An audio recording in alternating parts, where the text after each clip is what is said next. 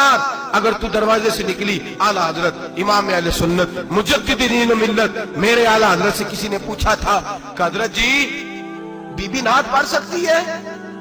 फतावा रज़विया की 14वीं जिल्द, बीबी मिलाद पढ़ सकती है? मिलाद।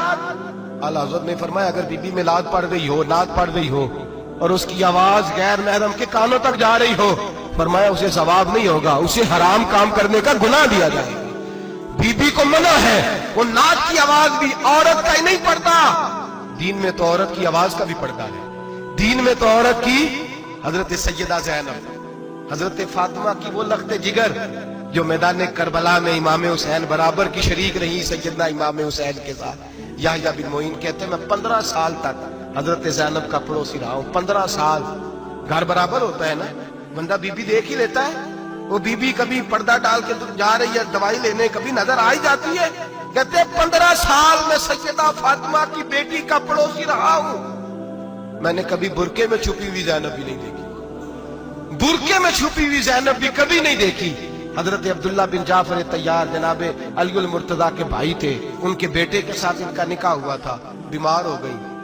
तो हजरत अब्दुल्ला कहने लगे ज़ैनब चल तुझे हकीम के पास ले जाऊं, तबीब के पास ले जाऊं। तो हजरत ज़ैनब कहने लगी आप जाइए मेरा हाल बता के दवाई ले आइए। तो हजरत अब्दुल्ला जाफर तैयार कहने लगे शरीयत में गुंजाइश है डॉक्टर के पास जाने, हकीम के पास जाने की गुंजाइश है, तू चलती क्यों नहीं? तो हजरत ज़ैनब कहने लगी शरीयत में गुंजाइश तो है, पर अब्दुल्ला मेरी मजबूरी ये है कि मैं फातिमा की बेटी हूं। शरीयत में गुंजाइश तो है पर मेरी मजबूरी ये है कि मैं हुसैन की बहन हूं। शरीयत में गुंजाइश है पर मैं हसन की बहन हूं।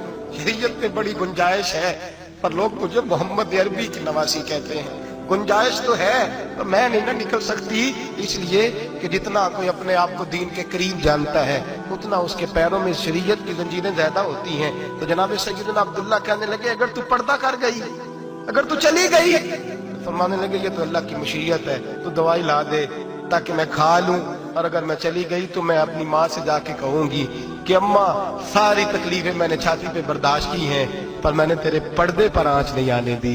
मेरे भाई ये उसवा नूर है, ये उसवा हसना है, ये हमें सिखाया जा रहा है। मेरे हबीब करीम की बीवियों का ये हाल था, बीवियों का अपने घर के आंगन में हजरत आयशा सिद्दीका, हजरत सौदा जनाब अफसा अपने सेन में जब बैठती थी ना तो दीवार की तरफ मुंह करके बैठती थी, दीवार के साथ लग के दीवार की तरफ। बीबियां अपने घर के अंदर भी दीवार की जानब मुंह करके बैठती थी। लोग पूछती, बीबियां पूछती कि अपने घर में भी दीवार को मुंह करने का मतलब? कहती हो सकता है कुछ छत पे चढ़े अचानक नजर पड़े, तो हम चाहती हैं फिर भी हमारा चेहरा नजर ना आए उसे, फिर भी हमारा चेहरा नजर, हम अपने घर के अंदर भी पाबंद रहती हैं कि हमारे चेहरे नजर ना आए। खुदा रा बड़े पैसे जिंदगी में लुटाए हैं, 1000 1500 बुरके पे भी खर्च करो, वो घर ले जाओ, वो अम्मा को भी दो, बहन को भी दो, बीवी को भी दो, उसको कोई ये पहन ले, इसलिए कि जब तो हजरत फातिमा के तरीके का पर्दा करेगी तो तेरे आंगन में सैयदा ज़ैनब की तरह की बेटियां पैदा होंगी, वो उस सुन्नत पे चलने वाली बेटियां तेरे आंगन में आएंगी। खुदारा मेरे भाई आज ये नियत करो, ये इरादा करो और अपने घरों को पर्दे का पाबंद बनाओ। अगर एक बेटी पर्दादार हो गई तो कई खानदान पर्दादार हो जाएंगे, अगर एक बेटी पर्दादार हो गई तो कई घराने संवरेंगे, कई जगह पे नूर फैलेगा। ऐ अर्श के मालिक, ऐ मेरे महबूब के खुदा, तुझे वास्ता है मेरे महबूब की बीवियों का और तुझे सदका हुजूर की शहजादियों का। ऐ अल्लाह इतना करम बरसा, इतनी रहमत बरसा कि मेरे वतन की बेटियां और मेरे वतन की माएं बहनें बच्चियां ये समझ जाए कि हमारी निजात सिर्फ हजरत फातिमा के बुरके में है, हजरत आयशा के पर्दे में है, सैयदा खदीजातुल कुबरा के हिजाब में है। अल्लाह करे ये समझ जाए और ये जब भी सजदा करें तुझसे हयाई मांगे, ये तुझसे जब भी सजदा करें ये तुझसे अपने लिए चादर ततहीर और पर्दा तनवीर ही मांगे।